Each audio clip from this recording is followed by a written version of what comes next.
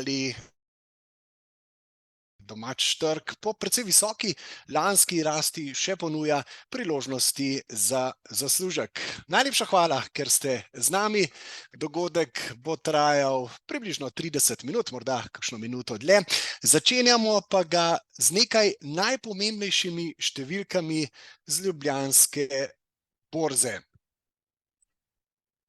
Najprej bomo preverili gibanje tržne kapitalizacije v lanskem letu. Vidimo, da je ob koncu leta tržna kapitalizacija vseh vrednostnih papirjev znašala približno 45 milijard evrov, od tega 9,16 milijarde delnice v prvi in standardni kotaciji. To pomeni glede na leto prej rast za približno 20%, 7,6 torej na 9,16 milijarde evrov. No, približno 20% je bila tudi rast indeksa SBI Top v lanskem letu.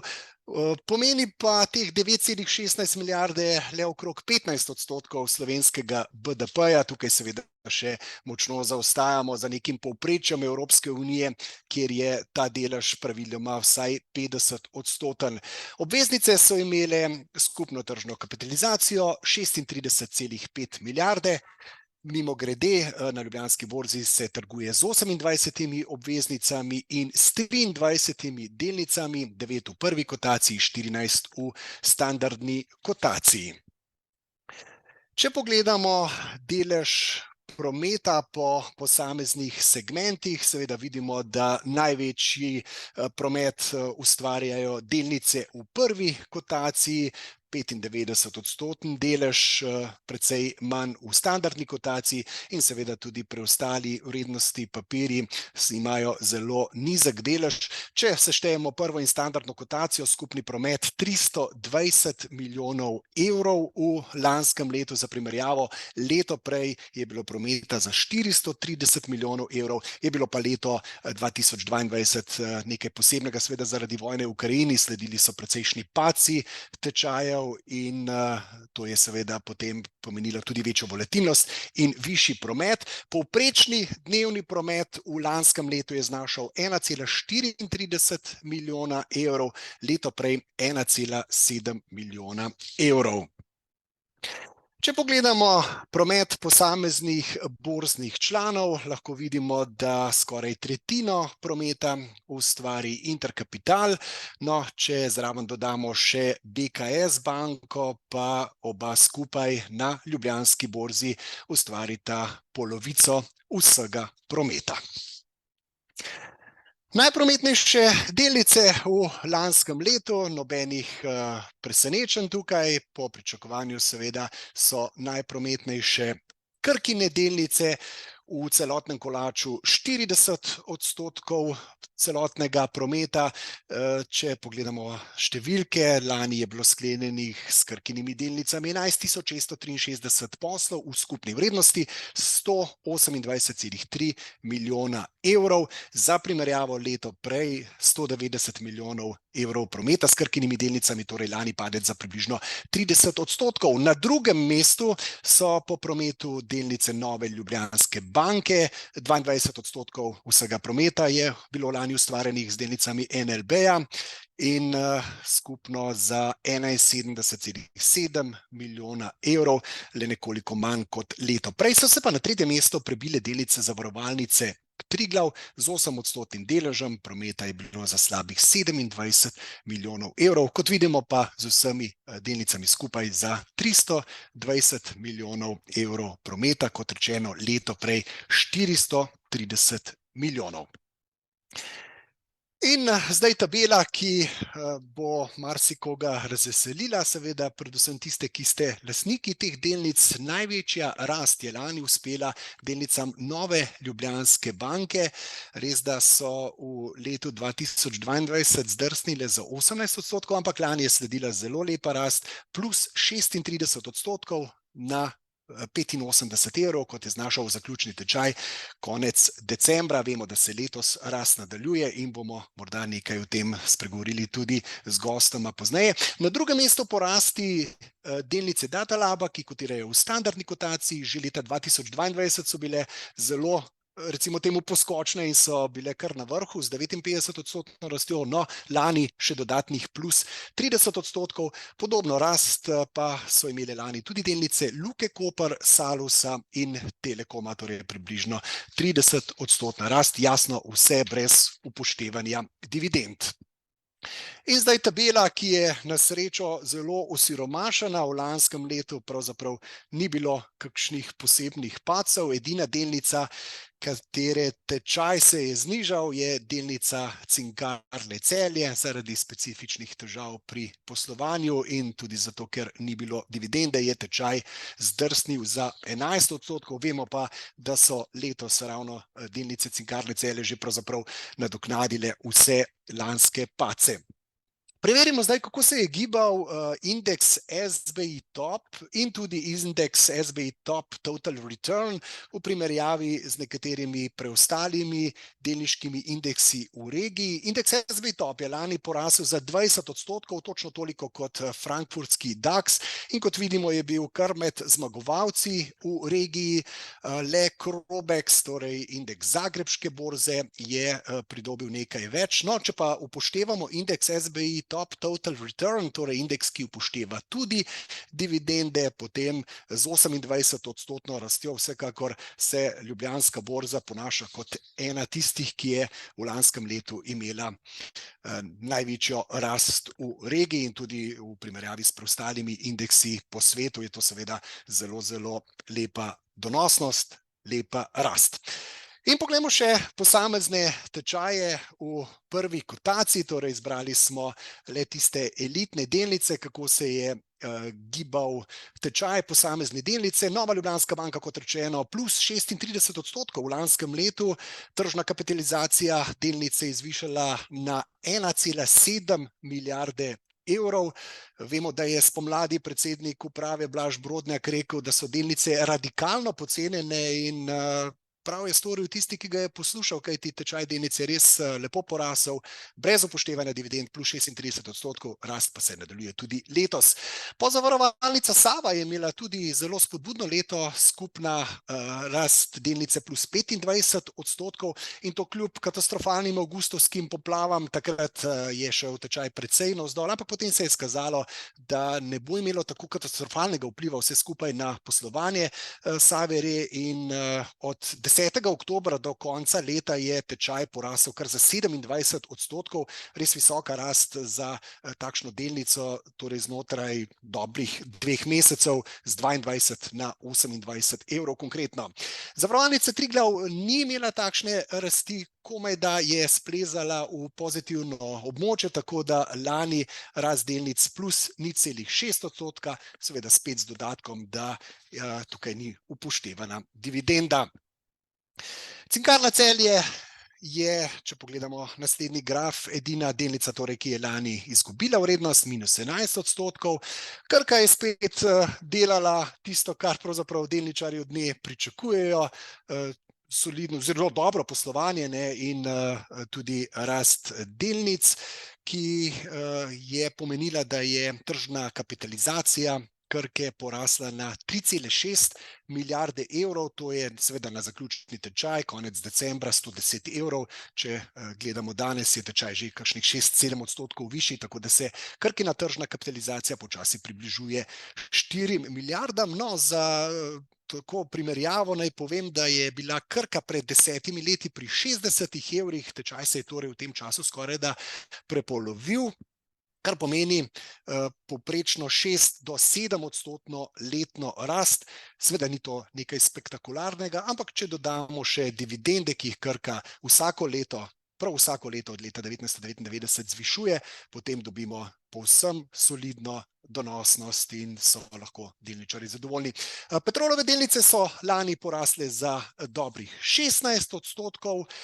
Če pogledamo še zadnje 3 delnice na našem grafu, Intereuropa, ki seveda velja za najmanj prometno delnico v prvi kotaciji, je porasla za dobrih 7%.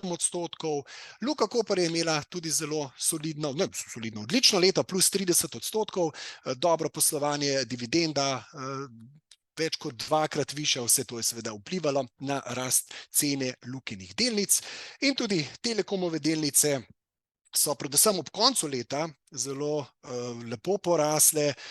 Vemo, izločitev in morebitna odprodaja infrastrukture, vse to je vplivalo na to, da je šel tečaj od začetka septembra do konca decembra navzgor za 24%. Poleg tega je tudi predsednik uprave Boštjan Košak napovedal dobro poslovanje tako v lanskem letu kot tudi v letošnjem letu in vse to je torej vplivalo tudi na rast Telekomovih delnic. Tako, to so bile torej te glavne številke v ne samo prvi kotaciji, tudi na celotni borzi. Skratka, leto lahko rečemo, da je bilo zelo uspešno. Zdaj pa bi predstavil oba današnja gosta v tem webinarju. Z nami sta Vid Pajič, direktor analiz v družbi Triglav skladi, in Đivo Politika, upravljavec sklada pri Intercapital Asset Management. Oba prav lepo pozdravljena, dobrodošla. Hvala, pozdravljen. Vid, dobrodošli. Vid, bova kar midva začela. Leto 2023 je bilo torej po pacih v letu prej občutno pozitivno, kot smo slišali, SB Top plus 20%, SB Total Return plus 28%. Skratka, delnice so nadoknadile vse pace iz leta prej in to kljub temu, da smo bili v okolju občutno višjih obrestnih mer. Kje so, Vid, po vašem mnenju glavni vzroki za te pozitivne trende? Ja, mi smo bili kar optimisti za lansko leto, že predlanskem konc leta smo rekli, da so stvari šle malo predaleč navzdol, da je zdaj počas čas za malo več optimizma. Ena stvar je, da so trgi bili res podcenjeni. Tudi tehnično se je toliko stvari poklopilo, da jaz se ne spomnim, kdaj so se nazadnje res tako stvari poklopile. Je pa skozi visela v zraku ta skrb glede recesije. In to je bila ena stvar, ki nas je zelo skrbela pri vstopu v lansko leto. Pol so se pa stvari začele v bistvu odvijati, tako kot si investitorji lahko sam želijo. Nekako trg je postal optimističen glede tega, da se bo v letu 2023 dvigovanje obrestnih mer ustavilo. Sicer je bil optimizem na začetku malo pretiran, pa so šle obrestne mere potem višje, kakor je trg pričakoval, ampak kljub temu je ostajalo to prepričanje. Potem se nam je pa še zgodil ta ChatGPT, umetna inteligenca, ki je pa globalne borze in pač posledično tudi, da rečem, malo bolj lokalne borze, kar potegnila za sabo. Nek optimizem se je vrnil med investitorje in to je definitivno pozitivno vplivalo na lansko leto. Đivo, kako vi komentirate to lansko rast na Ljubljanski borzi in seveda tudi na drugih borzah v regiji? Vemo, da je tudi Zagrebška borza lepo pridobivala. Vas je presenetila ta precejšnja rast delnic slovenskih podjetij? Dobar dan svima. Evo, prvo oprostite što ne pričam slovenski, ali nadam se da me razumijete sve. Pa slažem se s Vidom, zapravo rast, pogotovo u Sloveniji prošle godine, nije bio toliko iznenađenje, pogotovo ako uzmemo u obzir i kako su rasle strane burze, na primjer Amerika i Europa. Ono što je jako specifično bilo u Sloveniji je da je godina počela sa jako niskim tim relativnim cijenama, da to tako kažemo, odnos zarada i dobiti, na primjer price to earnings ili dividendni prinos. Tako da mi smo zapravo i kroz cijelu prošlu godinu i osobno kao naš asset management bili puno uloženi u Sloveniji, a i evo pokrenuli smo i naš slovenski ETF, baš zato što smo mislili da je i za naše klijente dobro da iskoriste prilike takvog tržišta.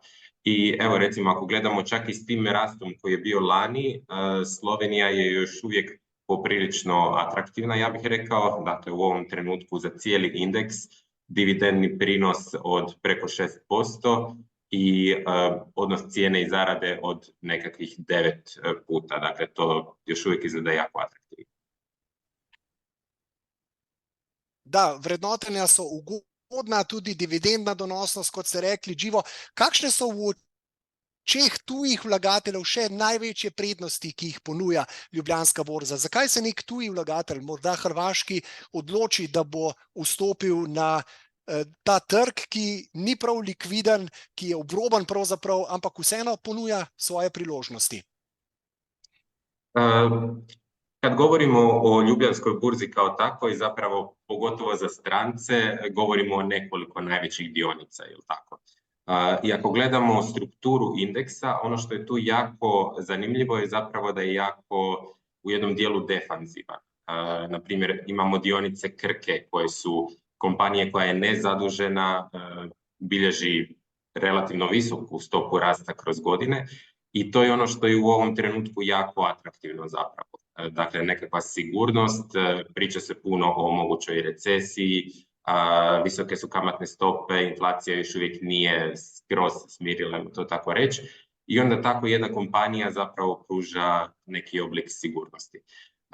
Slična situacija bi inače bila, na primjer, i s petrolom. Doduše, ova regulacija što smo imali ovih godina, ograničavanje cijene, i to je malo tu pomjerilo te nekakve odnose. Tako da je zapravo taj dio defanzivni ono što privlači veliki broj ulagatelja, a s druge strane imamo, na primjer, kompanije financijske, NLB ili Sava Re i Triglav, koje nisu same po sebi defanzivne, ali su jako profitabilne i jako jeftine u tim relativnim terminima. Tako da možemo reći da su to te dvije stvari. S jedne strane, ovi koji žele sigurnost bježe recimo u Krku ili djelomično Petrol, a ovi koji traže niske cijene to trenutno nalaze u NLB-u i osiguravateljima. Vid, če pogledamo posamezne delnice, največja rast je lani uspela NLB-ju, 36%, sledi Luka Koper s 30% rastjo. Kje so mogoče vzroki za tolikšno rast obeh delnic? Zdaj, NLB se je znajdla v eni situaciji, ki so lahko zelo zadovoljni, da rečem tako. NLB ima ogromno bazo depozitov, me lahko Živo popravima, mislim, da je depoziti strank, da so skupaj s podjetji tam cirka 20 milijard skoraj v NLB-ju. In na te depozite v bistvu plačujejo zelo nizke obresti. Veliko smo lahko brali o tem, da se depozitarji pritožujejo, ampak ni potrebe, da bi več plačevali. Po drugi strani pa lahko pa ECB-ju spravijo denar za 4% čez noč, kar je odlična situacija in to je tudi super vplivalo na profitabilnost. Tako da NLB se je res znašel v eni situaciji, kjer ima ogromno bazo depozitov, za katero lahko dokaj poceni vzdržuje, da tako rečem.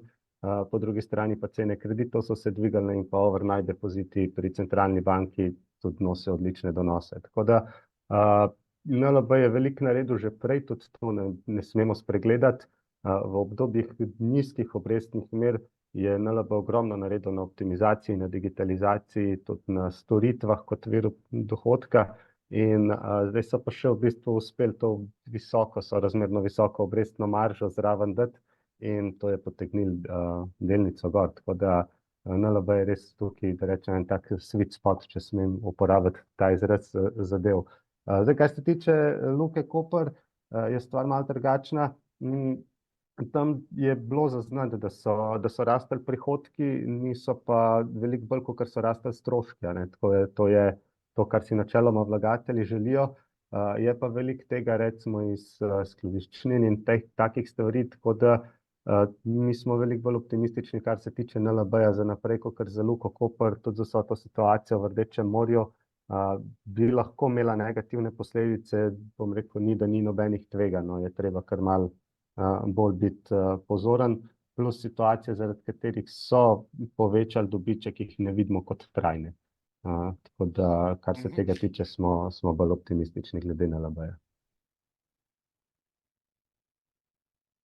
Naj povem, da decembra so Moje Finance spraševali analitike, kje vidijo recimo največje priložnosti na domačem trgu, in kar 63% analitikov je pri delnicah NLB-ja izdala nakupno priporočilo, pri Savi Re je bilo teh 58%, pri Krki 54%. Živo, ali menite, da so te tri delnice, torej NLB, Sava Re in Krka, mogoče trenutno res tiste, s katerimi bi lahko vlagatelji tudi v prihodnje ustvarjali najvišje donose? Pa kao što sam rekao, dakle, mi stvarno vjerujemo u, na primjer, Krku u ovom trenutku. Mislim da je općenito slovensko tržište i ove 3 dionice jako dobra prilika za nekoga tko ulaže pogotovo dugoročno. Sve 3 dionice zapravo imaju jako visoki dividendni prinos, tako da čak i ako vas je strah nekakvog možda privremene volatilnosti na tržištu, ta dividenda je, kako za sad barem izgleda, poprilično stabilna i rastuća za sve 3 te kompanije. Tako da, eto, na taj način možda neko koga je malo strah te volatilnosti može gledati na ove 3 dionice kao na nešto relativno sigurno koliko to može biti na dioničkom tržištu. Jeli? Da, evo, ja bih se složio. Te 3 dionice, pogotovo Krka i NLB u ovom trenutku i moj osobni top pick. Koliko odstotkov portfelja pa naj posamezen vlagatelj nameni delnicam na Ljubljanski borzi, Živo? Kaj predlagate? Je to 20%, manj, več? Pa to je zapravo jako subjektivno. Ono kako mi vidimo većinu ovih malih ulagatelja i što i mi obično savjetujemo je da diverzificiraju svoj portfelj. Jeli? Da to barem u početku dok se ne nauče i dok nisu svjesni točno razloga zašto ulažu na primjer u samo jednu dionicu, da radije izaberu neko širo tržište. Tako recimo puno malih ulagatelja ulaže većinu svog portfelja recimo u nekakav veliki globalni portfelj, bilo da je to kroz nekakve ETF-ove recimo S&P američki ili nekakav svjetski indeks, a onda dio toga alociraju i na lokalna tržišta. Zašto na lokalna? Zato što zapravo lokalci najbolje poznaju lokalna tržišta, je li tako? Teško da će baš nekakav Amerikanac, retailer prepoznat prilike na slovenskom tržištu. To je na nama, ti lokalcima. Tako da, evo, naravno, ako vjerujete u svoje lokalno tržište, neću vam ja nametati postotak, ali svakako savjet diversificirajte svoj portfelj. Ako gledate recimo naš regionalni fond, koji može biti, možemo reći da on nekako predstavlja naše mišljenje i o Sloveniji i o regiji općenito, mi trenutno imamo oko 20% portfelja izloženo Sloveniji. Vid, kako pa ocenjujete vi likvidnost na Ljubljanski borzi? Vemo, da je to težava. Pri katerih delnicah sploh lahko govorimo o likvidnem trgu, ko je mogoče kupiti ali prodati tudi večje količine, ne da bi bistveno premaknili tečaj? Zdaj, ta likvidnost je problem. Kar je tudi recimo Živo zdaj rekel, en Američan najbrž ne bo gledal slovenskih delnic, pa ne samo zato, ker smo mi nek trg, ki mogoče glih ne ve, da obstajamo, ampak ker za neke velike sklade, velike investitorje je ta trg res premalo likviden in tudi če hočejo neko veliko pozicijo odpreti, ni možno. Prej so bili zelo lepo predstavljeni podatki, ki niti ne odstopajo pri teh top delnicah nekaj zelo v primerjavi z lanskim letom, kar se tiče volumna, mislim s predlanskim letom, kar se tiče volumna, in tam smo videli Krka s tistimi 127-128 milijoni, kar če pomislite, da je hoče spal z 250 trgovalnih dni na leto, to nismo niti na milijon, to smo malo čez pol milijona dnevno. Tako da zdaj, ja, za male investitorje so to lahko zelo velike, ogromne pozicije, zdaj za ene institucionalne investitorje so pa to majhni zneski še skozi.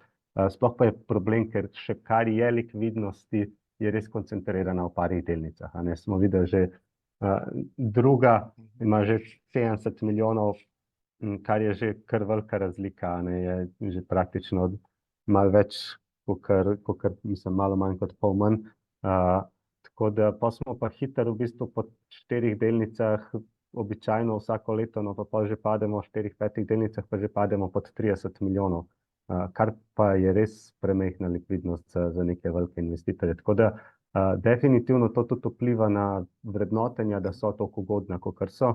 Neka premija za likvidnost se plačuje in je problem za velike investitorje, sploh take, ki bi hoteli mogoče malo bolj pošpekulirati, pa malo manj dolgoročno investirati, je težko stopiti ven. Tako da mi to ocenjujemo kot velik problem in to je po mojem mnenju eden izmed večjih problemov, ki ga ima Ljubljanska borza. Če bi tukaj uspeli nekaj narediti, kar pa ni vse na njih. Jaz mislim, da borza se res trudi, iskreno verjamemo to. Tudi država bi lahko spodbudila. Slovenske delnice so več kot primerne za pokojninska varčevanja lahko ali pa kaj takega in bi lahko tukaj bile kakšne spodbude, ki bi pomagale zvišati likvidnost in bi posledično cel trg dvigali.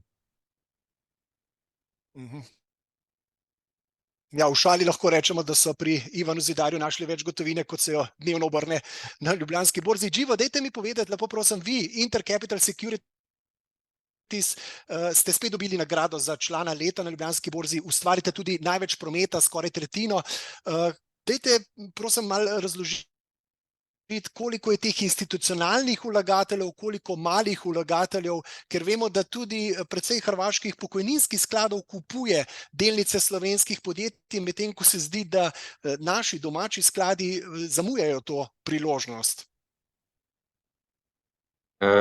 Da, evo, moji kolege iz Intercapital vrijednosnih papira, stvarno svaka čast, 30% udjela na Ljubljanskoj burzi već godinama. Većina naših klijenata u tom brokerskom dijelu su zapravo stranci i to institucionalni klijenti.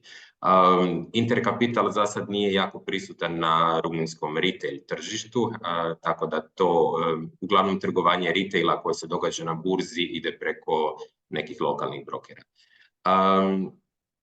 Da, znači većina definitivno stranci, veliki dio, kao što ste rekli, su hrvatski mirovinski fondovi, međutim imamo tu i stranaca iz Europe, dakle imamo nekoliko fondova koji su baš fokusirani na ovaj dio srednja i jugoistočna Europa, recimo to tako, i naravno nekoliko još velikih asset managementa iz same Slovenije.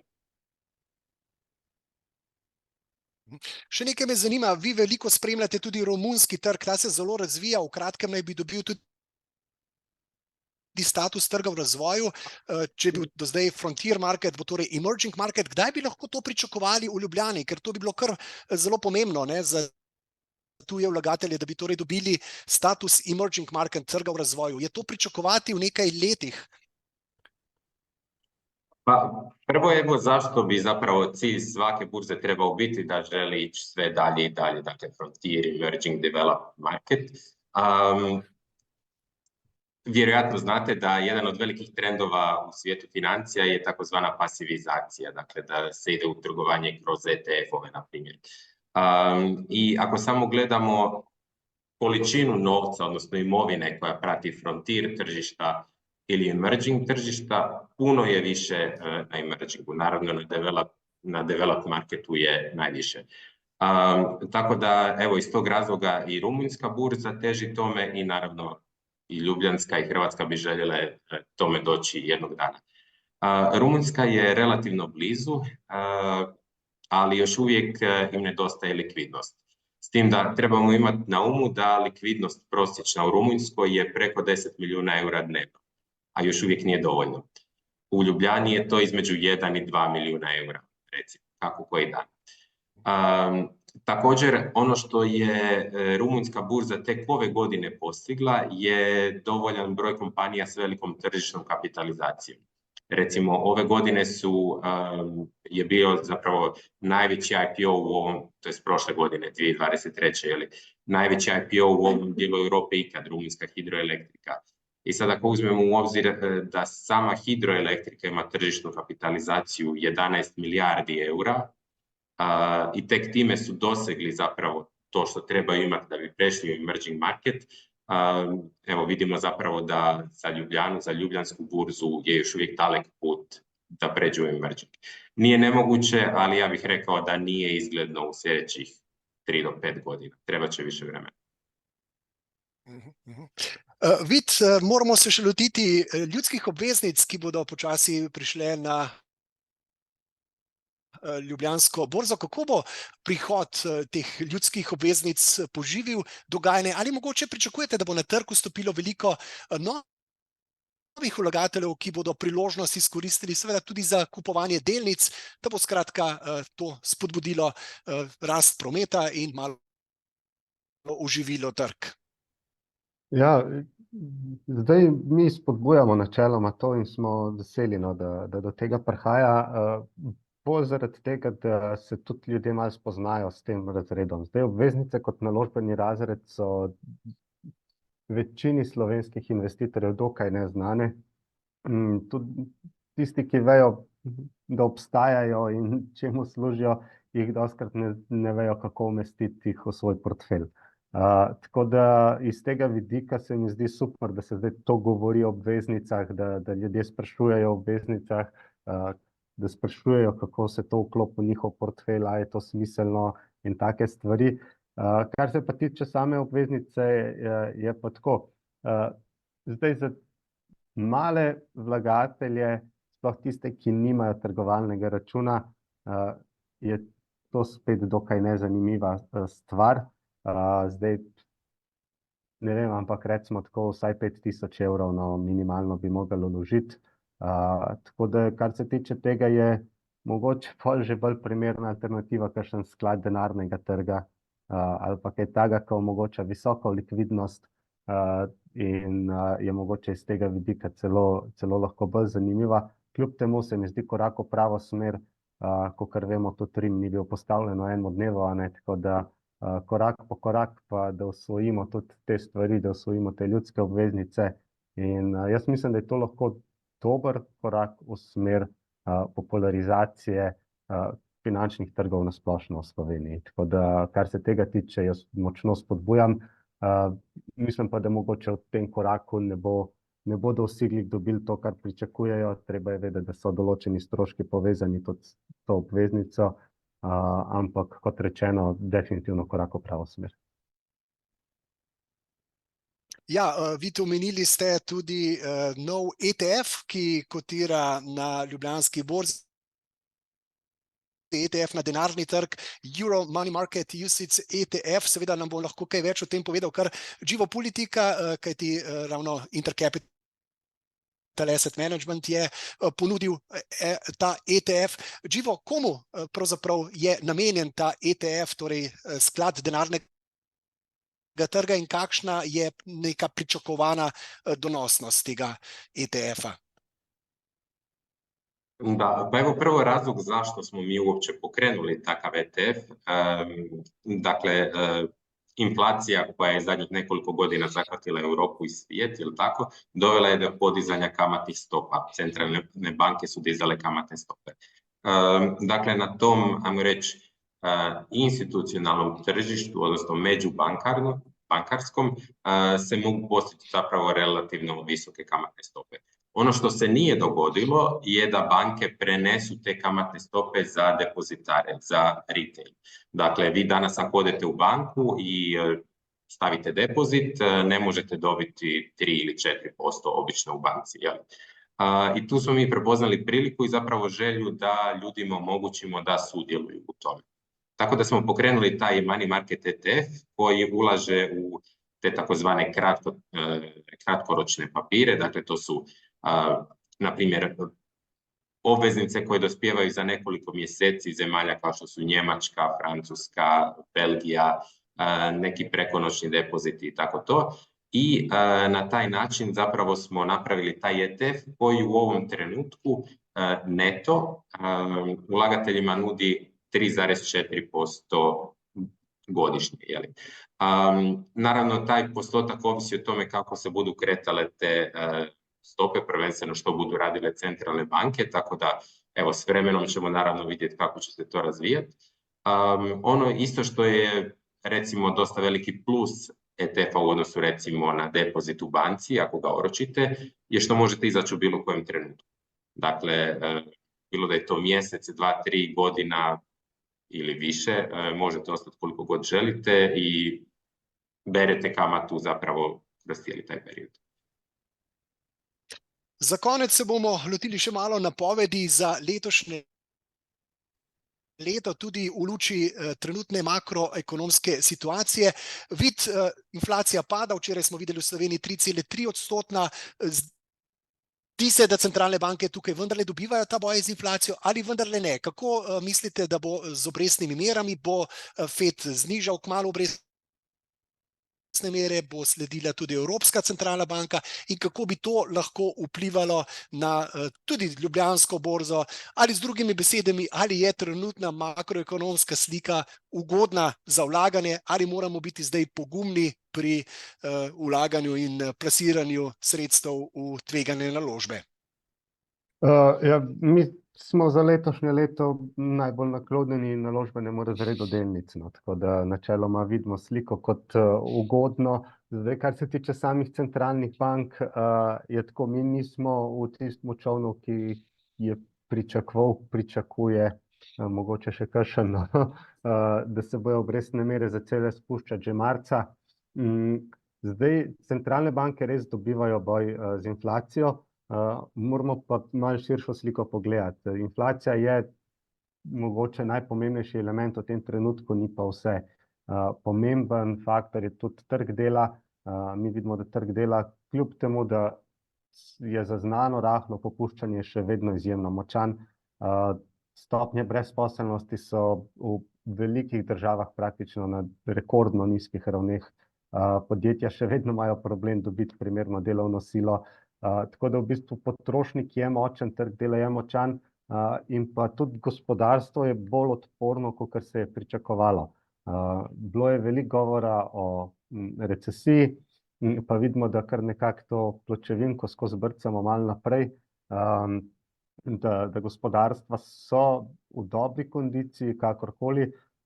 Tudi sama potrošnja, ki je predvsem v razvitem svetu glavno gonilo BDP-ja, vidimo, da potrošniki so na ravni ali nad tisto, kjer so bili leta 2019, torej pred korono. Tako da banke tako imajo dovolj alibija, da jim še ni treba takoj začeti nižati obrestnih mer. Verjamem pa, da spremljajo, in čim bi bilo kakšno močnejše popuščanje na trgu dela ali pa mogoče samo gospodarstvo, da bi hitro videli nižanje obrestnih mer, imajo pa zaenkrat res alibi, da to še ni treba storiti.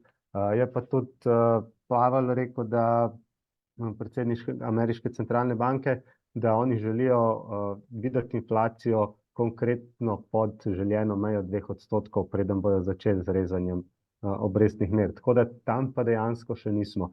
Zdaj mi verjamemo, da se rezi lahko začnejo v drugi polovici leta, ta prva polovica leta ni naš osrednji scenarij.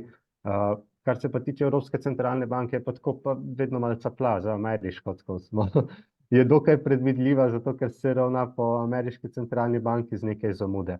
Tako da pričakujemo, da bojo se rezi najprej začeli v ZDA in kasneje, da bomo videli tudi nižanje obrestnih mer v Evropi. Razen, če bi res nastopila kakšna recesija ali pa kaj hujšega, potem je možno, da se stvar zgodi prej. Po drugi strani pa tudi moramo vedeti, da obstaja možnost, da se stvari zamaknejo, če bi prišlo do eskalacije konflikta na Bližnjem vzhodu. To bi lahko pognalo tudi cene nafte, vsaj začasno, kar bi ponovno vplivalo na inflacijo in vse skupaj, tako da je pa možno tudi, da se zgodi kaj takega, kar spet ni osrednji scenarij, je pa treba biti pozoren tudi na to, da pride do eskalacije konflikta, da rata bolj širok konflikt in potem pa bi tudi centralne banke lahko še malo zavlekle, preden bi začele spuščati obrestne mere, glih zato, če bi se inflacija slučajno začela vračati. Dživo, za konec za vas isto vprašanje, kakšen je vaš najverjetnejši scenarij, kaj se bo dogajalo na makroekonomskem področju, bo inflacija se umirila, kdaj bomo morda videli nižanje obrestnih mer in čisto na kratko, kako bo to morda vplivalo tudi na Ljubljansko borzo oziroma na te trge v regiji. Da ne dužim previše, u puno toga se zapravo slažem s Vidom, kako on rekao je dao lijepi pregled toga što je trenutno najbitnije na tržištima. Da, mi puno pratimo što se događa sa stopama, naravno koji će najviše utjecati događanja s inflacijom. Evo vidjet ćemo hoće li ovo biti godina kad će i Europska i Američka banka sad po prvi put u ovom periodu smanjiti kamatne stope ili će to ipak ostati na jednoj razini još jedno vrijeme. Ali da, što se tiče utjecaja toga na dionička tržišta. Mi smo generalno ove godine naglašavamo da, recimo ako uspoređujemo dionička i obveznička tržišta, obveznice su postale poprilično atraktivne, baš zbog toga što su trenutno visoke kamatne stope. I kažem, čak i ako ostanu stope tu gdje jesu, dobivate godišnje toliko koliko dobivate, ako krenu padati, onda imate i aprecijaciju cijena, dakle rast cijena tih obveznica. Tako da mi ove godine malo veći udio dajemo na obveznice nego na dionice, iako naravno vidjet ćemo što će biti na dioničkom tržištu. To će pogotovo voditi i Amerika. Ako gledamo zadnjih godinu dana i više, američko tržište je ovako, na prvi pogled poprilično snažno, S&P raste, ali njega zapravo vuče 7 najvećih dionica, takozvani Magnificent Seven, kako se kaže. Tako da to su dionice, na primjer, Microsoft, Google, Facebook i tako. Tako da poprilično će biti zanimljivo vidjeti što će se događati s njima i onda naravno to će utjecati na nekakav sentiment za naša lokalna tržišta, pa tako i Sloveniju. Volatilnost je naravno moguća, ali kao što sam rekao, Slovenija je trenutno na tako niskim tim relativnim cijenama da ja vjerujem da je dugoročno jako dobro mjesto za biti za uložiti. Najlepša hvala gostoma, z nami sta bila Vid Pajič iz družbe Triglav Skladi in Givo Politika iz Intercapital Asset Managementa. Hvala tudi vsi, ki ste tole spremljali, vsi vlagatelji. Ker je jutri Prešernov dan, bom za konec rekel, naj ne obrodi bogato le vinska trta, ampak tudi delnice slovenskih podjetij. Vlagateljem seveda želim srečno roko pri izbiri delnic.